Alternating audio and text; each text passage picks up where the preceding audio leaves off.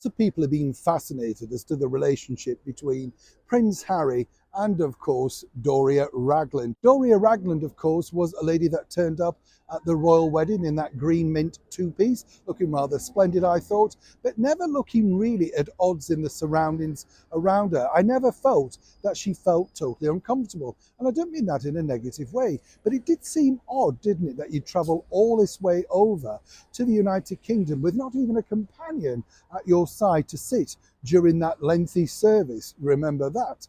But what's interesting now, what's emerged, is this particular story about how when she did turn up over here, according to that particular book, she wasn't necessarily made too welcome, or indeed nobody wished to spend time with her or indeed meet her. As ever, let me explain. Hi, good morning. Nice to see you. You all right?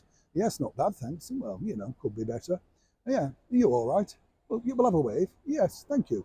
Nice to see you anyway. Thank you so much for joining me today. It's always lovely to share these particular stories, particularly when you do get into the sort of real crux of it. Because as you can imagine, when Meghan and Harry got together, there were those secret visits, particularly from Meghan, who tipped off the media outside when she was going off to Whole Foods and stuff like that, making sure that they snapped this unknown actress, let's be blunt, outside the Kensington Palace apartments. Very clever idea to raise your profile, whichever way you want to discuss it. Nobody really knew who she was. Paparazzi certainly weren't chasing her at that point. But of course, good, wasn't it? Pictured with a yoga mat, all of that sort of stuff. And then we had Doria, who we didn't know had turned up on many different occasions, prior, of course, to the wedding. What was interesting, though, is this. In this particular book, they're basically claiming that Doria wasn't necessarily made to feel too welcome, no introductions to the wider family. Well, guess what? That's not true at all. In fact, William and Catherine rolled out the red carpet for Doria once they knew that she'd arrived here in the United Kingdom.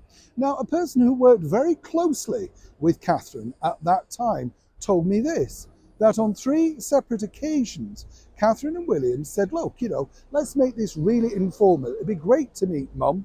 Why don't you bring her over, or we can come over to you and we'll just have a drink, cup of tea, whatever, and just have an informal chat.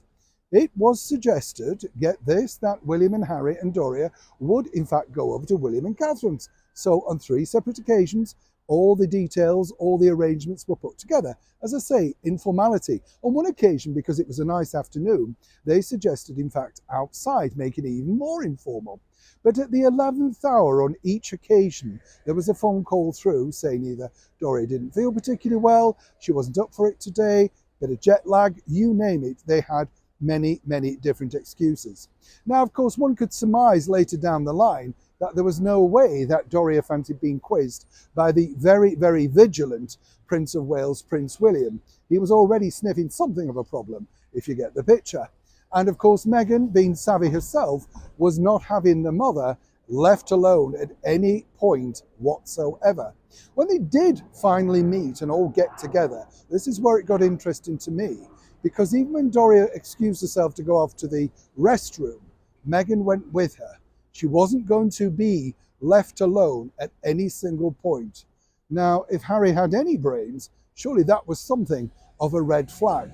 But to say that William and Catherine and other senior members of the British monarchy were not ready to welcome and embrace the presence of Doria Ragland over here in the United Kingdom is simply, once again, complete fabrication.